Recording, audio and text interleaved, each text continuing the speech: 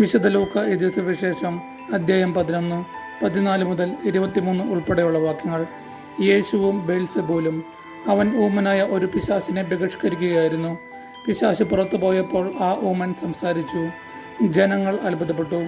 അവരിൽ ചിലർ പറഞ്ഞു, അവൻ പിശാചുകളുടെ തലവനായ ബെൽസെബൂലിനെ കൊണ്ടാണ് പിശാചുക്കളെ ബഹിഷ്കരിക്കുന്നത്. വേറെ ചിലർ അവനെ പരീക്ഷിക്കുവാൻ സ്വർഗത്തിൽ നിന്ന് ഒരു അടയാളം അവനോട് ആവശ്യപ്പെട്ടു. അവരുടെ വിചാരങ്ങൾ അറിഞ്ഞുകൊണ്ട് അവൻ പറഞ്ഞു, അന്ധചിത്രമുള്ള രാജ്യം നശിച്ചു പോകും, അന്ധചിത്രമുള്ള ഭവനവും വീണുപോകും. സാത്താൻ തനിക്ക് തന്നെ എതിരായി ഭിന്നിച്ചാൽ അവൻ്റെ രാജ്യം എങ്ങനെ നിലനിൽക്കും? ഞാൻ ബെൽസെബൂലിനെ കൊണ്ട് പിശാചുക്കളെ പുറത്താക്കുന്നു എന്ന് നിങ്ങൾ പറയുന്നു.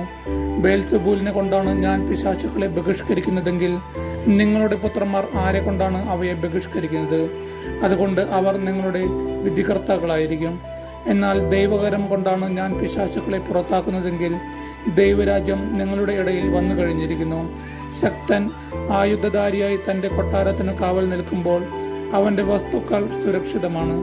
എന്നാൽ കൂടുതൽ ശക്തനായ ഒരുവൻ അവനെ ആക്രമിച്ചു കീഴ്പ്പെടുത്തിയാൽ അവൻ ആശ്രയിക്കുന്ന ആയുധങ്ങൾ മറ്റവൻ അപഹരിക്കുകയും കൊള്ളമുതൽ ഭാഗിച്ചെടുക്കുകയും ചെയ്യും. എന്നോട് കൂടെ അല്ലാത്തവൻ എനിക്ക് എതിരാണ്, എന്നോട് കൂടെ ശേഖരിക്കാത്തവൻ ചിതറിച്ചു കളയുന്നു. നമ്മുടെ കർത്താവായ യേശുവിനെ സ്തുതി.